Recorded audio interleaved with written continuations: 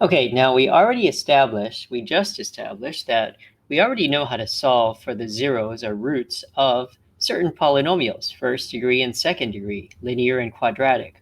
Okay, but we want to take it a step further. So let's say, for example, I got this guy right here. P of x is 2x cubed minus x squared minus 15x plus 18. So here's a third degree polynomial. So remember, the degree of the polynomial is the highest power of x, which is 3. It's a third degree polynomial. So what do? Well, we don't have anything like the quadratic formula. Quadratic formula only works for quadratics, second degree, power of 2, highest power of 2. There is nothing comparable to the quadratic formula for higher degree polynomials. So it seems like we're kind of stuck. So what do? Do we just start guessing numbers at random? Oh, I think maybe 5 might be a root. Let's try it out. Oh, maybe I think -7 is a root. Shall we try that out? Maybe 1.6, maybe pi. Okay, so do we just try numbers at random?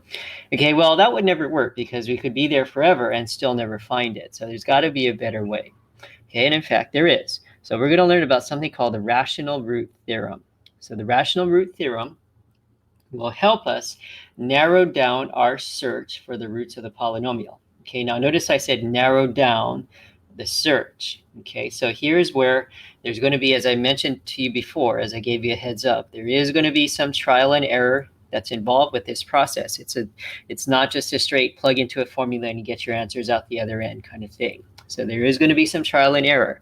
So we are still going to have to do some guess and check, but the rational root theorem at least will give us a starting point. It'll say, okay, here are some things to try. Instead of having to just try numbers purely at random out of thin air, the rational root theorem will help get us a start. It'll say, okay, well, try these numbers, start with these numbers and see if you can find some roots in them. Still going to have to involve some trial and error. We're still going to have to search, and we may not get it on the first try, and that's okay. So just keep trying. Okay, so what is involved with this process? So let me outline it for you. So here are the general steps that are involved in this process. So what we're going to do is we're going to start by using this rational root theorem to create a list of possible rational roots. Okay, now the important word in this theorem and in this statement is rational. Okay, rational. Now, rational doesn't mean like logical in the sense that you think of in everyday language. Rational in math, if you look at the root of that word, you see the word ratio. And ratio in math means fraction. So when we talk about rational in a mathematical context, what we're talking about are fractions. So what we're saying is this rational root theorem will give us a list of possible fractional roots. Okay, so roots that are fractions or whole numbers, because a whole number is really just a fraction over 1. It's not going to give us roots that are weird square roots or weird decimals that you can't express as a fraction. Okay, so that's something important to keep in mind. Okay, but the general idea is we're going to use this rational root theorem to generate for us a list of possible roots to start trying out. So instead of having to just guess at random out of thin air, we can use this rational root theorem to give us a start. Okay, so once we use that rational root theorem and generate a list of possible rational fractional roots, then the next thing to do, this is where the trial and error comes in. Okay, so what we're going to do is we're going to use either long or synthetic division, which you just studied about recently, to test our candidates from our rational root theorem, our list of possible roots that we just generated. We're going to test those candidates and see if we can find at least one root from that list. Okay, and chances are we can. If there are any rational roots, they're going to be in that list. So this is where the trial and error comes in, because we're not going to know right from the start which numbers to try. Okay, we just got to start trying things essentially at random, trial and error, until we find some. Now, as you get more experience and as you do more of these problems, you'll start to notice some things about the problem that you can probably use to narrow down your list. But especially when you first start, expect there to be some trial and error. Okay, and that's part of how it goes. There's no easy way to do this.